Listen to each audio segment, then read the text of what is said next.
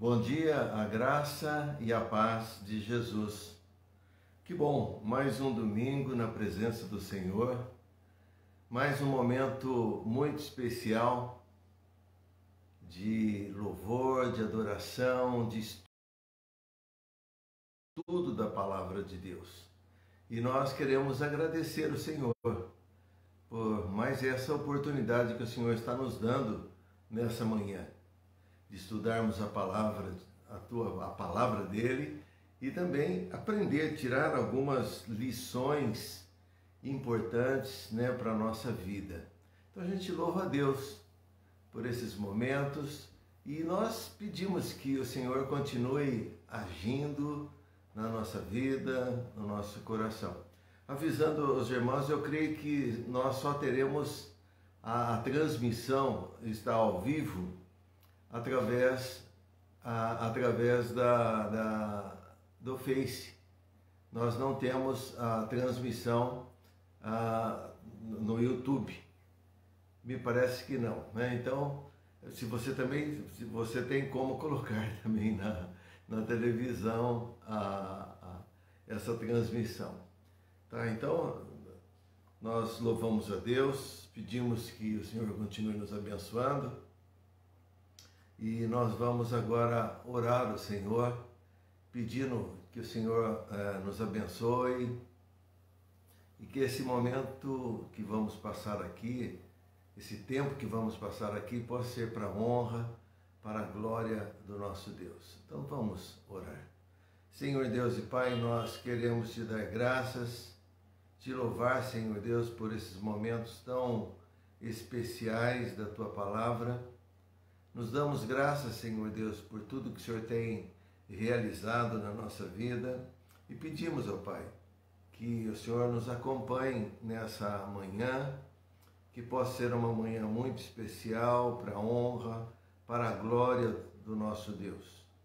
Por isso, Pai, nos ajude a vencermos todas as nossas dificuldades e permita, Senhor Deus, que possa ser momentos assim muito especiais. Louvamos o Teu nome, Senhor Deus, e Te damos graças pela vida dos meus irmãos e irmãs. Nós oramos e vamos em nome de Jesus. Amém, amém, amém. Nós temos aqui um texto que eu gostaria de compartilhar com os irmãos, que é uma meditação antes de nós entrarmos na aula. Que essa meditação nos eleva a pensarmos sobre a nossa vida. É o mesmo texto, porque nós vamos falar hoje sobre viver com sabedoria. E vamos usar como base o livro de Tiago, de 1 a 17. Então, é esse texto que nós vamos estar meditando, estudando. Agora, eu quero ler uma meditação de John Stott, que fala muito ao nosso coração e está relacionado como viver com sabedoria. Ele diz assim: praticando a palavra de Deus. Sejam praticantes da palavra de Deus, não apenas ouvintes, enganando-se a si mesmo. Tiago 1, 22. Ele diz assim: logo no primeiro capítulo da carta de Tiago, somos impactados por 3 advertências contra o engano. O antídoto de Tiago contra o engano é a palavra de Deus, ou palavra da verdade. Isto é, revelação de Deus nos deu em Cristo e através do testemunho bíblico acerca de Cristo. Se prestarmos atenção à palavra de Deus, evitaremos tragédias de sermos enganados. A nossa resposta à palavra deve se dar em 2 etapas. Primeiro, ouvir atentamente o que a palavra está dizendo. Ouvir atentamente o que a palavra está dizendo. Sejam prontos para ouvir, tardios para falar. Nossa tendência natural, em todas as situações, é responder precipitadamente expressamos de imediato a nossa opinião, esquecendo-nos de que a boca dos tolos derrama insensatez. Provérbios 15, 2. Quase sempre a última coisa que fazemos é que deveria ser primeira, é fechar a boca e escutar. É melhor escutar do que falar. Esse certamente é um princípio geral de ampla aplicação. Ouvir com atenção é a chave para um relacionamento harmonioso, e isso ainda é mais verdadeiro quando se trata do nosso relacionamento com Deus, pois Ele nos exorta a ouvir a sua voz. Às vezes, porém, ouvimos apenas aquilo que queremos ouvir das Escrituras. Os ruídos que ecoam nos nossos preconceitos culturais, e não percebemos o trovejar de sua palavra, desafiando-nos a ouvi-la. Olha só que legal, né? Segundo, agir de acordo com a palavra de Deus. A metáfora do espelho empregada por Tiago é bastante reveladora, pois o Senhor nos transmite duas informações. E Ele nos diz como somos e, ao mesmo tempo, nos diz como devemos ser. O espelho diz: você está com uma mancha de lama do lado direito do rosto. Mas além de revelar a sujeira do seu rosto, ele também me diz que é melhor retirá-la. Sempre que nós olharmos no espelho, devemos agir de acordo com aquilo que vemos. Semelhantemente, se contemplamos atentamente o espelho da palavra de Deus, ela nos dirá não somente como somos, mas também como devemos ser. A palavra de Deus deve ser ouvida, aceita, obedecida. Enquanto isso não acontece, não há verdadeiro discípulo. Interessante, né? Que ouvir mais do que falar. E a palavra de Deus sempre diz isso, né? Que nós devemos ouvir, perceber o que a palavra de Deus está dizendo a nós. Então é muito importante nós estarmos pensando sobre isso. E é interessante, meus irmãos, eu tenho dito em algumas lives que esse ataque cruel sobre as crianças, eu creio assim que a igreja deveria se posicionar. Quando eu digo igreja, as pessoas, não defendendo essas teses, né, atingindo as crianças no ensino fundamental, com essa ideologia estranha, fora da palavra de Deus, tentando destruir a família patriarcal, a família que Deus criou, como deve ser a família. Então, se uma pessoa quer seguir essa forma, nós não podemos impedir, mas nós podemos impedir de ensinar aos nossos filhos coisas erradas. Então, todos têm o livre-arbítrio, todos podem decidir o que quer, não é? Mas eu não posso aceitar que ensine meu filho aquilo que vai contra a palavra do Senhor. Tem uma frase de John Stott que ele diz assim: só o poder de Deus pode destruir os planos hostis dos homens e substituí-los pelos seus próprios planos. Quer dizer, o único que tem poder para destruir esses planos maléficos que estão rodando por aí, que são dos homens, somente a palavra de Deus. Então, qual a nossa responsabilidade diante disso? A nossa responsabilidade está em ensinar a palavra de Deus. Está em ensinar a palavra de Deus. Eu fico pensando como que se as pessoas que têm essas ideias, que elas não são baseadas na Bíblia, com toda certeza ela vem falar para nós estamos estruturados. Mas as crianças no ensino fundamental, elas estão ainda em formação. E eu creio assim que na escola não é para ensinar isso. Não é para ensinar ideologia de gênero. A escola foi feita para aprender português, matemática, geografia, ciência, enfim, matérias para evolução de conhecimento. Não ideologias que estão tentando aplicar a toda a força. E eles estão agindo severamente em todos os aspectos. Você vê na televisão, você vê agora, né, nas propagandas, principalmente nessa propaganda, né, da Burger King, né, que é ridícula. Ridícula as crianças falarem daquela forma.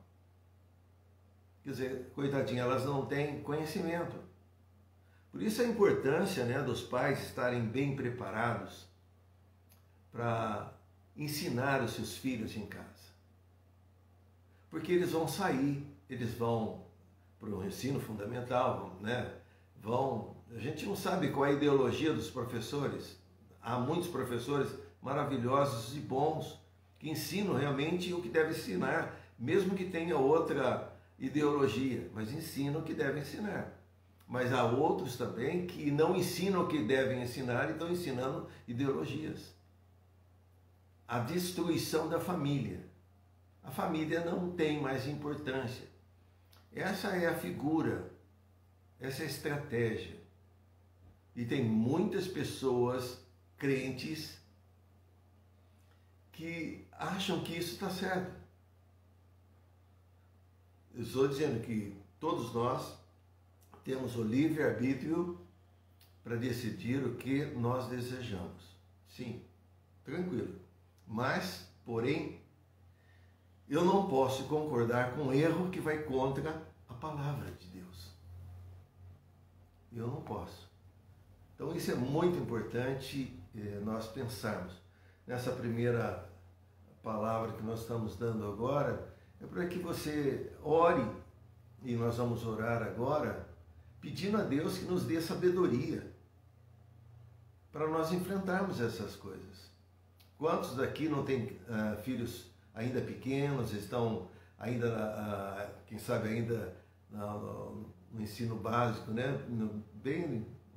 Como antigamente na creche, né? Outros já estão no ensino fundamental, outros já estão se preparando já para a faculdade. Eles têm que estar bem preparados.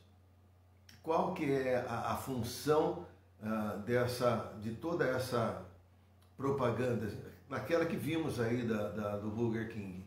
A propaganda está dizendo ali, trabalhar com as crianças. Você pode ser feliz. Isso é felicidade. Então você vê que não são adultos que estão falando, nossa, que lanche gostoso, como que eles deveriam fazer. Mas é assim, então eles querem, principalmente na base fundamental, no momento que a criança está crescendo. Então ela vai crescendo com tudo isso e vai ficando assim,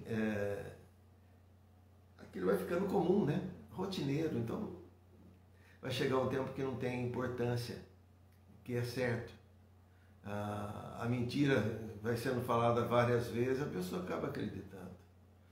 Então a responsabilidade, eu chamo os pais à oração, a igreja a orar. Vocês viram aqui a frase de John Stott, né? Só o poder de Deus pode destruir os planos hostis dos homens e substituí-los pelos seus próprios planos. Só Deus pode fazer isso. Não é a nossa guerra, vamos sair com o pau ao lado, fazer... Não adianta fazer nada disso. Orar. Quando você ora, estremece os céus. Eu creio assim que Deus está peneirando o seu povo, de uma certa forma. E o mundo está preparando para o anticristo. Você vê todas as coisas, você vê essas partes não quero entrar nesse assunto, né? Porque o nosso assunto é viver com sabedoria, mas está dentro do contexto. Você vê toda essa guerra política que nós estamos vivendo hoje. Você acha que algum político está interessado na vida das pessoas? Não, eles estão interessados na reeleição daqui, de lá, de pegar poder, tirar poder. É isso que está acontecendo. Por isso é que a gente tem que ter esse discernimento. Ouvir mais o que está acontecendo, ver e ouvir o que a palavra de Deus está dizendo, para que realmente nós possamos fazer uma defesa, orar, colocar diante de Deus a nossa vida. Por isso a nossa palavra hoje é muito importante para todos nós. Eu espero que o Senhor fale o seu coração, que o Senhor continue agindo na sua vida, em tudo aquilo que você possa estar precisando. Vamos orar? Eu gostaria que você, nesse momento, também orasse para que Deus desse sabedoria para você, para sua família, desse sabedoria para muitas pessoas que têm seus filhos, que ainda não têm total informação, que estão aprendendo agora. E nós estamos num período de transição, um período de transição da igreja, onde o ensino da palavra para as crianças está sendo prejudicado de uma certa forma, porque ela não presta atenção, ela tem aula online, de repente tem aula online também da escola dominical, e isso não tem sido legal. Tão importante nós estarmos juntos, não é? Ali estudando, conversando, testemunhando do professor, né? Isso é muito, principalmente as crianças que vão aprendendo das historinhas. Não estou dizendo que é ruim aquilo que nós estamos fazendo, mas ela não é tão eficaz como presencial, né? Então, por isso nós temos que orar sim, buscar a presença do Senhor. Quantas crianças que nessa manhã estariam na igreja, que nós íamos buscar com ônibus, aquele montão de crianças, dava o café, ela cantava, louvava o Senhor, como que era gostoso. Depois iam para as aulas, dividia por classes, e aquela lição profunda da palavra, professores bem preparados. Saudade disso, saudade. Mas é orar para que Deus nos dê essa sabedoria para todos nós. Vamos orar? Então ore por ele nesse caso. Depois nós vamos entrar na nossa lição, que é viver com sabedoria. Senhor Deus e Pai, nós queremos te dar graças, te louvar por essa manhã tão especial de vida, de saúde. Te dar graças, Senhor Deus, por tudo que o Senhor tem realizado em nosso favor. Pai, em nome de Jesus, nós pedimos que o Senhor capacite todos os pais, abençoando, dando entendimento, para que possam educar os seus filhos nos teus caminhos. O Senhor disse: se ensinar as crianças no caminho que devem andar, elas não vão desviar. Nós cremos na tua palavra, Senhor Deus. Deus, capacidade aos pais para fazerem isso. Dê entendimento, Senhor Deus, a eles.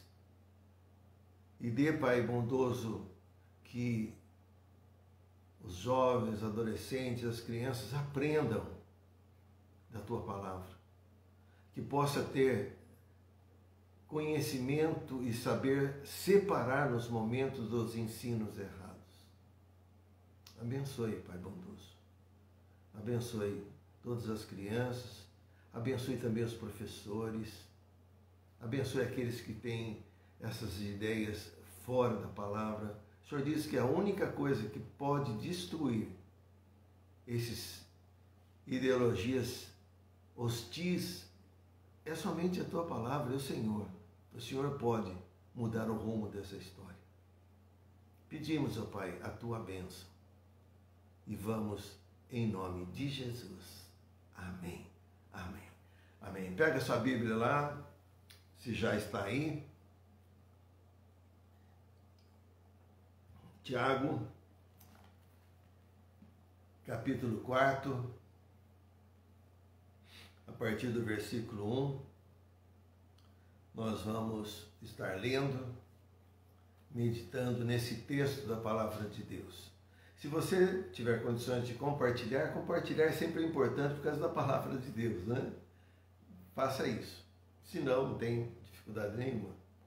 Bom, e eu creio que hoje nós não estamos transmitindo pelo YouTube. Eu creio que não.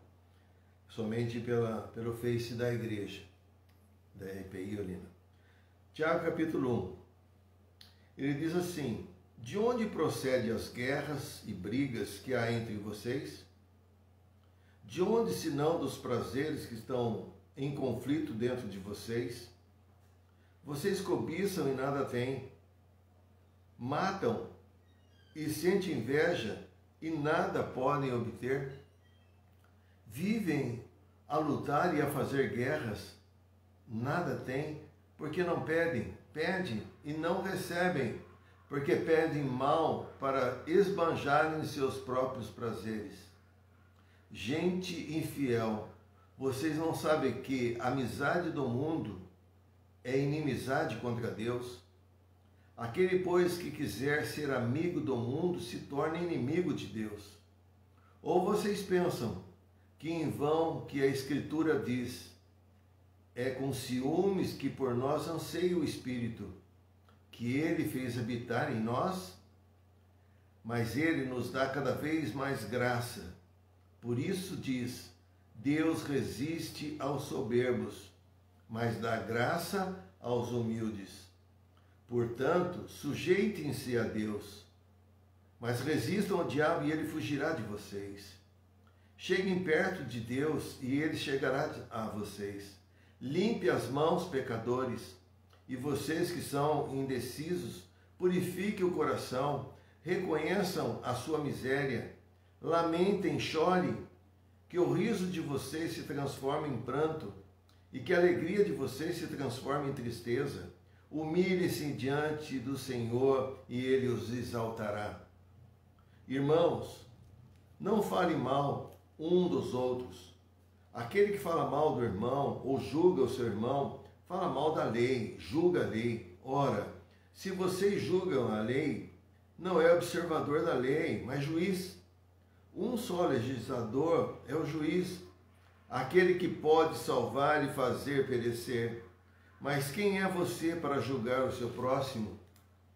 Escute agora, vocês que dizem: hoje ou amanhã iremos para a cidade tal, e lá passaremos um ano, faremos negócio e teremos lucros. Vocês não sabem o que acontecerá amanhã. O que é a vida de vocês? Vocês não passam de uma neblina que parece por instante e logo se dissipa. Em vez disso, deveriam dizer: se Deus quiser, não só viveremos, como também faremos isso ou aquilo. Agora, entretanto, vocês que orgulham das suas arrogantes pretensões, todo orgulho semelhante é mau e ruim. Portanto, aquele que sabe que deve fazer o bem e não faz, nisso está pecando. Até o versículo 17, 4 de 1 a 17. Viver com sabedoria. Viver com sabedoria. Quando nós pensamos sobre sabedoria, eu acredito que a sabedoria independe da escolaridade da pessoa ou da condição social. Sabedoria é aceitar, compreender a vida e o mundo como Deus criou. Sabedoria é ser consciente que nós dependemos de Deus em tudo. Isso é sabedoria, de saber que eu dependo de Deus em tudo, que a minha vida, a sua vida está inteiramente nas mãos do Senhor. Provérbios 16 diz: quão melhor é adquirir sabedoria do que ouro, quão mais excelente é adquirir prudência do que prata. Então é importante nós entendermos isso, que a sabedoria independe. Ah, não, a pessoa bem estudada, então ela tem sabedoria. Não, depende. Você deve ter conhecido muitas pessoas que nem frequentaram a escola ou tiveram só uma base na escola e tinha muita sabedoria. Então você vê muitas pessoas que têm PhD aí na Unicamp, para lá, e não tem sabedoria. A sabedoria, isso vem de Deus. Vem de Deus, vem do Senhor.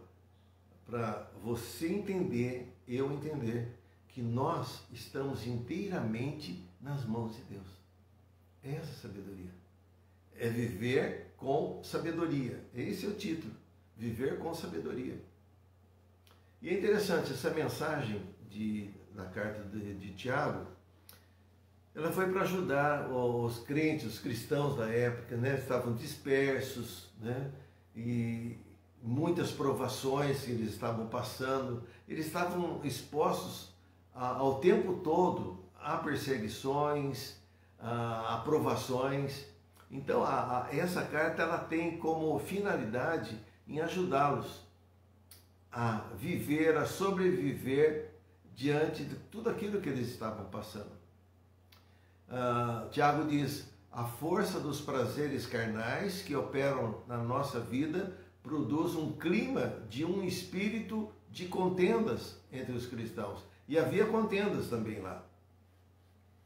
No capítulo 3, se você voltar um pouquinho aí no capítulo 3 do texto, nós lemos o 4, capítulo 3, versículo 2, ele diz assim: porque todos tropeçamos em muitas coisas.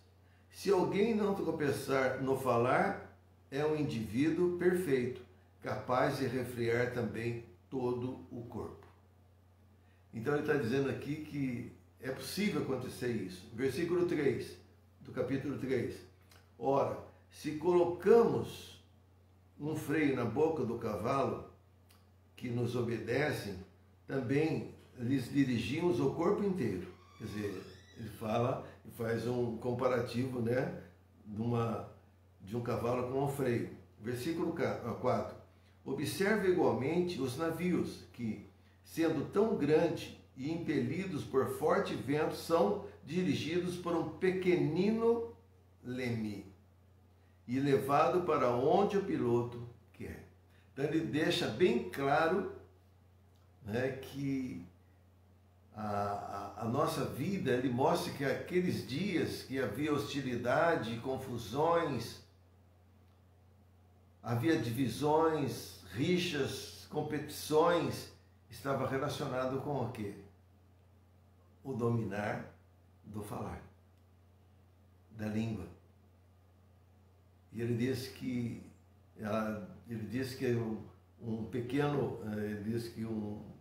observe o navio, observe igualmente os navios que, sendo tão grandes e impelidos por forte vento, são dirigidos por um pequenino leme. E da mesma forma, é um órgão mais ou menor, né? É o nosso falar, a nossa língua.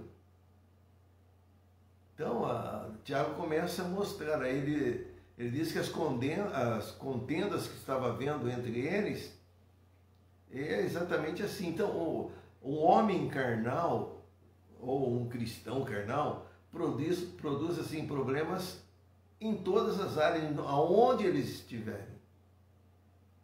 Aonde eles estiverem vai ter problema, vai ter dificuldade. Então, Tiago aí ele mostra que naqueles dias toda aquela hostilidade, aquelas confusões que havia naquela igreja estava relacionado com isso. E ele aqui no capítulo 4, no versículo 1, 3 e 4, ele relata de onde procedem as contendas, as confusões. Ele diz, olha aqui, 4, agora no capítulo 4, versículo 1. De onde procedem as guerras e brigas que há entre vocês? Ele faz uma pergunta e responde, de onde senão dos prazeres que estão em conflito dentro de vocês? Vocês cobiçam e nada têm, matam e sentem inveja, mas nada pode obter. Vivem a lutar e fazer guerras. Olha só. Nada tem porque não pedem, pede e não recebem porque pede mal para esbanjarem seus prazeres. Gente infiel, vocês não sabem que a amizade do mundo é inimiga, amizade contra Deus? Aquele, pois, que quiser ser amigo do mundo se torna inimigo de Deus. Olha só. Então ele fala de cobiça, é desejar algo de alguém. E aí entra até em todas as áreas, né? Até mesmo desejar o esposo, a esposa de outras pessoas, de outros amigos, de outros irmãos. Desejar algo que você não tenha. Começa a cobiçar. Como que no Antigo Testamento mostra Acã, né? Ele cobiçou um tesouro que era proibido. O Senhor mandou na destruição de Jericó, vocês podem ir lá, mas não pegue nada. Não pegue nada para si. E o que Acã fez? Ele foi lá, ele cobiçou, ele já sabia, ele já tinha entrado lá, sabia daquele tesouro, levou para sua casa e foi a destruição. E a destruição do pecado daquele homem levou quase todo o povo de Israel a perder as guerras, até o ponto de descobrir o erro. Cobiçou. Matam e invejam, para não poder possuir aquilo que o outro tem, né? Às vezes emprego ou situação financeira, invejam, matam, outros adulteram. É um ato, aqui não estou dizendo esse adulteram, não é um ato sexual, mas é trair Deus.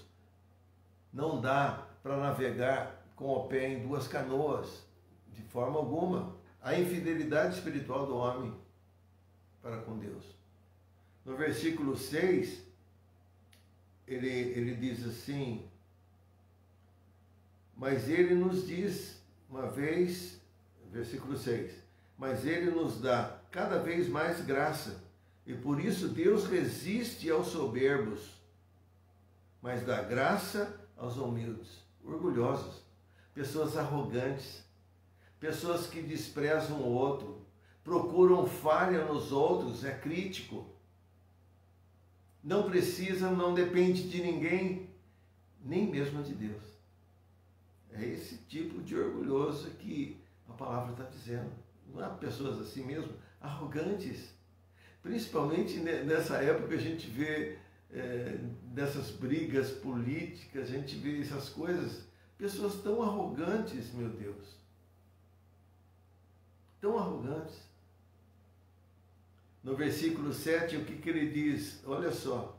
Portanto, sujeitem-se a Deus, mas resistam ao diabo e ele fugirá de vocês.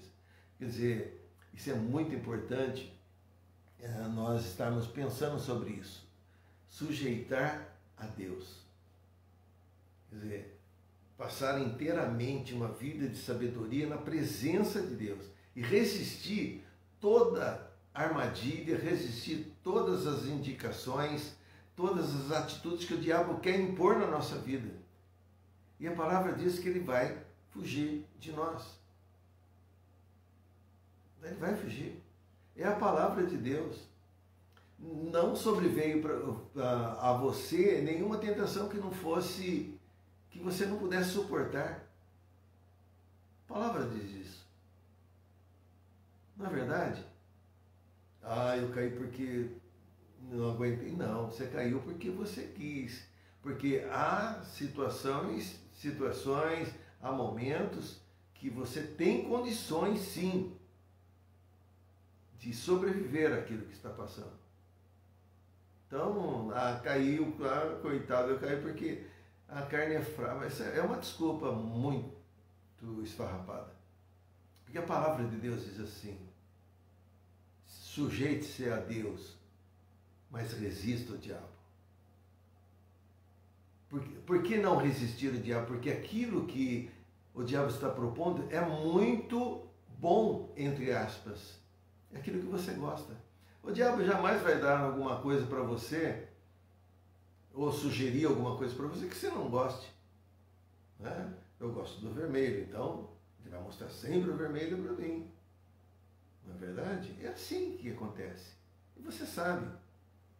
Aqui nós temos duas características que fazem parte da vida do cristão. Somos exortados a resistir ao diabo. Ele disse, se você fizer isso, ele vai fugir de vocês. Então, é importante, no entanto, observar, sujeitai-vos, pois, a Deus. Aí que procede a ordem de resistência. A resistência não está em nós resistir ao diabo. Não. Está em Deus. Sujeitai-vos, pois, a Deus. Aí sim, você tem como resistir ao diabo. Muitos cristãos têm caído porque lutam contra o inimigo sem a submissão do Senhor. Não é possível. Resistir o diabo na carne é derrota certa. Isso é muito complicado. Uma pergunta aqui, como se aproximar de Deus? O que Deus espera de mim, de você? Seriam 3 passos que eu quero colocar aqui. Como viver com sabedoria? 3 passos. Primeiro, versículo 8 do texto. Cheguem perto de Deus e Ele chegará a vocês. Limpe as mãos, pecadores. Vocês que são indecisos, purifiquem o coração. E está falando de pecado, gente. Como que eu posso chegar até Deus? Esse limpar as mãos, nós vamos ver, né? Fala de algo que nós pegamos, né? O exterior. Mas limpar as mãos e purificar o coração. Para chegarmos diante de Deus, precisamos ter uma vida de pureza, de santidade. É isso que tem atrapalhado a vida de muitos cristãos, chamados cristãos, porque eles querem ouvir somente aquilo que agrada o coração deles, aquilo que vai amaciar a sua sede espiritual. Mas quando fala de pecado, isso eu não quero ouvir. Porque isso vai retirar da minha vida algumas coisas que eu gosto. Algumas coisas que já fazem parte da minha vida. Então, esse lapidar de Deus aqui está meio complicado. Para chegarmos a Deus, precisamos ter uma vida de pureza, o desejo de santificação, despojando-nos de toda impureza. Purificar o coração. E aqui ele diz aos cristãos, né, fugirem das paixões mundanas. Em nossos dias, o que é uma vida impura, imoral, fora dos padrões de Deus, nós estamos vendo. Esses ensinos, até eu citei que, eu não sei de onde é aquele padre, eu até falei numa das lives, aquele padre falando que uma das pessoas que frequentam a igreja dele estava apavorado pedindo o que deveria fazer, porque o seu filho foi convidado, né, para participar de um namoro a 3. Namoro a 3. E ele estava explicando que essa ideologia que estão aplicando nas escolas ensinam que, não, mas aí havia fidelidade. O casal namorava, ele falou, não, eu vou pensar porque o casal, um é fiel ao outro, mas pode ter mais um no meio do caminho. Aí não é infidelidade. Pode namorar em 3, 4. Pode se relacionar com vários. Então você vê paixões mundanas. O que o mundo está ensinando? Não a nós, porque nós temos a nossa consciência, você já sabe. Mas os jovens, os adolescentes, os pré-adolescentes, que isso é normal. Você pode ter 2, 3 mulheres e pode ter 3 homens juntos. Aí o homem com homem também é relativo, pode ter relações com a menina, com o homem. Então é uma mistura, uma coisa sodomista. É Sodoma. Sodoma que nós estamos vivendo, gente. Os cristãos fugindo das paixões mundanas dos nossos dias. Uma vida impura, imoral, fora dos padrões de Deus. Sabe, nós precisamos, como Davi, né, na oração de Davi, no Salmo 51:10, clamar a Deus, né, como Davi fez: Senhor, cria em mim, ó Deus, um coração puro, renova dentro de mim um espírito inabalável. Paixões mundanas. E não precisa nem citar para você, né? Quantas coisas você tem presenciado, você tem visto, não é verdade? Ouvido. Por isso, ouve mais antes de falar.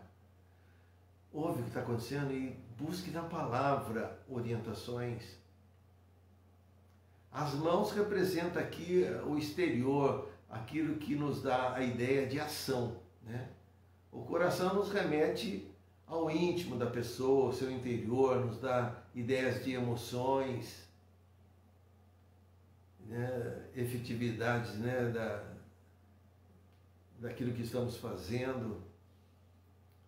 Então, o próprio Jesus disse que em Mateus 15:18, ela diz: mas o que sai da boca procede do coração, e isso contamina o homem, porque o coração procede os maus pensamentos, mortes, adultérios, fornicações, furtos, falsos testemunhos e blasfêmias. Cria em mim, ó Deus, um coração puro. Essa é a palavra de Deus. Ah, mas eu gostaria de ouvir outra coisa que não fosse pecado. Quando você vai para o Novo Testamento, a pregação de João Batista era uma só: arrependei-vos, raça de víboras. Essa é a palavra. Purificai as mãos, pecadores. É assim que nós devemos proceder. Nós estamos cercados de tanta imoralidade e coisas que atraem o nosso coração. Muito cuidado mesmo, porque as coisas estão acontecendo e estão chegando dentro de casa. Volto a falar para os pais: cuidado com seus filhos, cuidado, ensine em casa procedimento, oração, como que deve ser feito, como que deve proceder. Cuidado com essas coisas. O segundo passo aqui que eu coloco para os irmãos, o segundo passo é como se aproximar de Deus com sabedoria.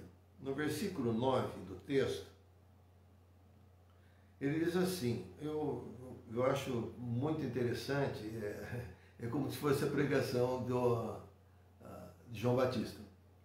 Reconheçam a sua miséria, lamentem e chorem, que o riso de vocês se transforme em pranto e a alegria de vocês se transforme em tristezas. Olha só, tá vendo? Chorem por aquilo que você está fazendo.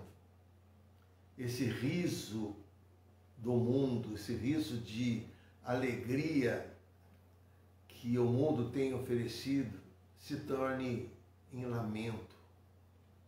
E essa alegria passageira que o mundo está propondo, em tristeza. Na verdade, é sentir o nosso estado espiritual. Lamentar-se, chorar pelos nossos pecados. Gente, todos nós estamos pecando diariamente por pensamento, por palavras e ações. Todos nós. Torne-se o vosso riso em pranto. Uma correta aproximação de Deus que nos leva a uma atitude de chorar pelos pecados. Ah, Senhor, perdoa esse montão de pecados. Essa oração não sai do chão. Não sai do chão. Não há arrependimento. Você sabe que você vai fazer de novo. Você sabe que vai cometer, porque Deus é amor. Então, perdão esse montão de pecados. Ele de novo faz tudo de novo. Está errado isso. Choro de lamentação. Choro. Torne-se o vosso riso em pranto. De arrependimento. Envergonhado por aquilo que fez. Pedindo para Deus perdão. É como se você fosse no tempo antigo, diante do rei, né? E fosse lá pedir clemência, porque você vai morrer. Você vai morrer, porque aquilo que você fez é destinado à morte. Aí, aquela clemência, estou arrependido, nunca mais vou fazer. A pessoa, naquele momento, ela muda completamente, né? Mudaria completamente a sua situação. Torne o vosso riso em pranto. O choro pelo pecado em sinal de um novo nascimento. É uma correta aproximação de Deus, ou a Deus, que nos leva a uma atitude de chorar pelos pecados. Por isso que Davi diz, cria em mim, ó Deus, um coração puro. Isaías, quando entra no templo, Isaías do Antigo Testamento, e ele entra naquele lugar, aquele lugar estremece porque a glória de Deus estava naquele lugar, aquele lugar era santo. Então, na hora que ele tem um impacto, ele olha para aquilo e fala, meu Deus, o que eu estou fazendo aqui?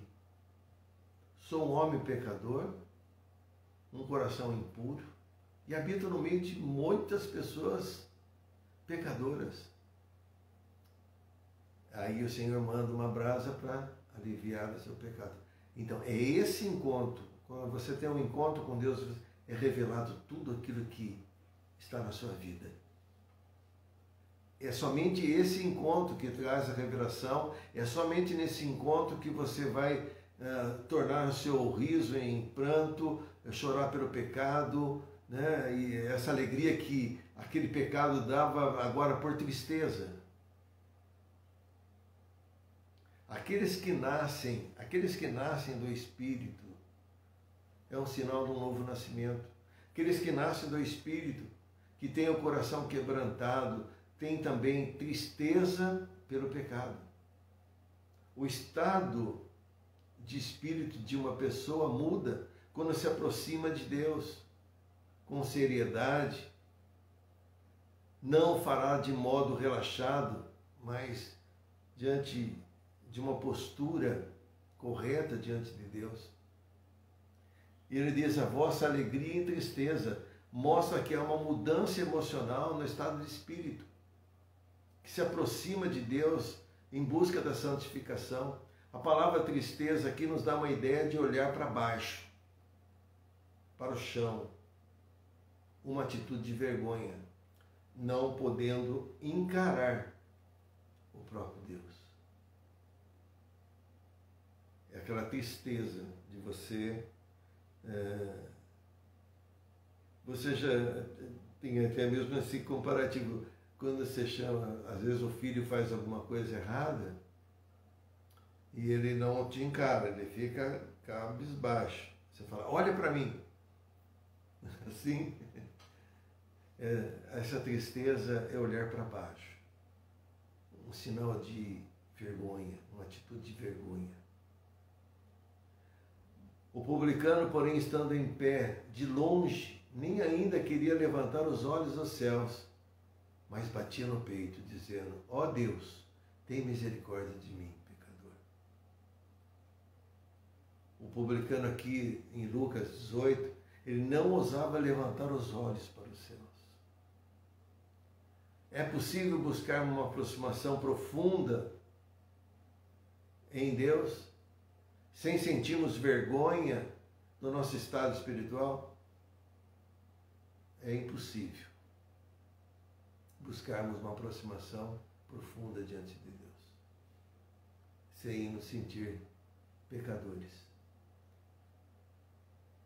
Eu creio assim que a presença dele nos levará a mostrar a nossa vida. Eu creio que será assim no dia que nós estivermos na presença dele. É claro que nós teremos o aval, né, o passaporte de Jesus.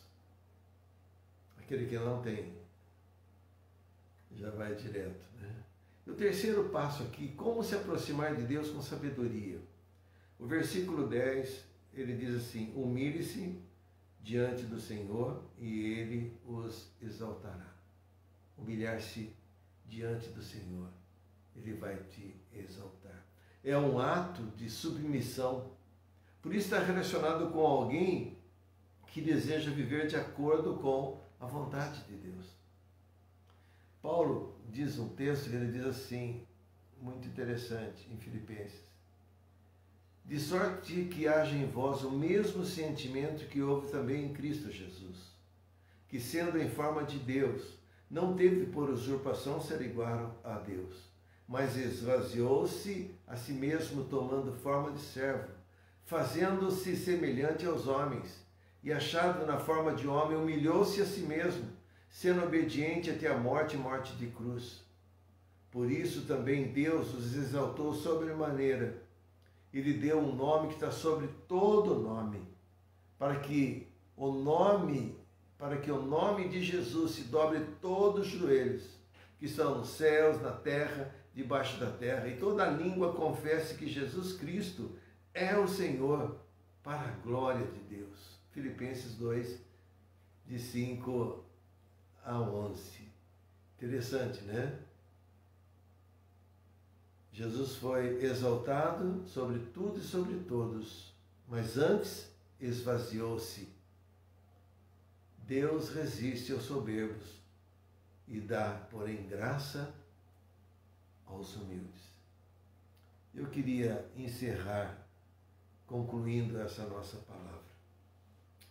Tiago encerra o capítulo falando da incerteza dos planos humanos. O que é a vida? Planejar a vida, ganhar dinheiro, trabalhando honestamente, não é pecado. Vamos ver aqui o texto de 13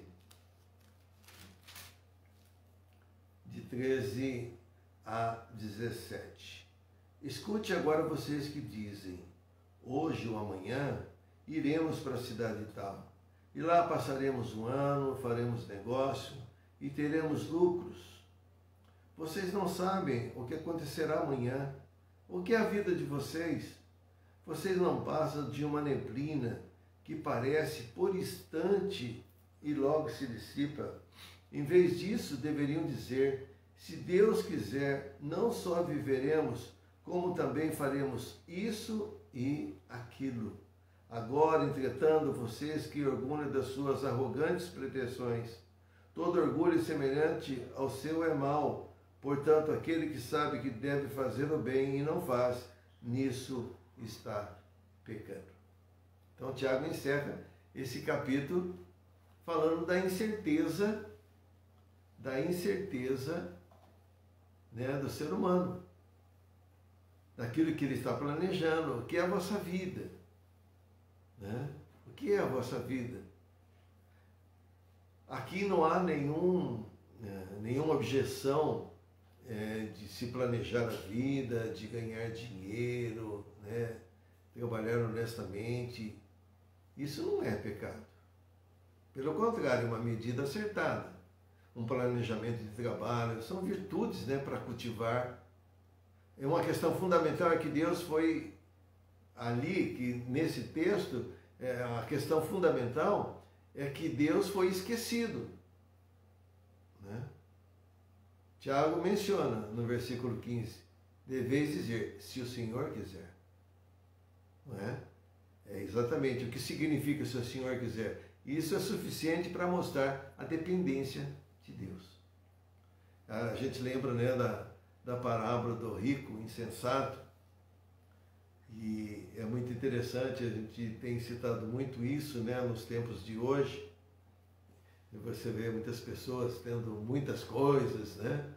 E de repente as coisas começam a complicar. Nessa parábola, Jesus conta que aquele homem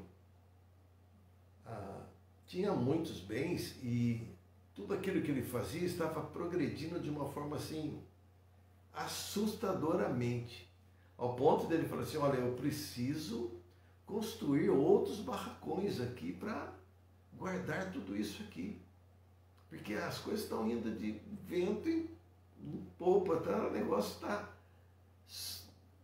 dando muito certo. E eu já vou montar esses outros celeiros aqui, esses outros galpões.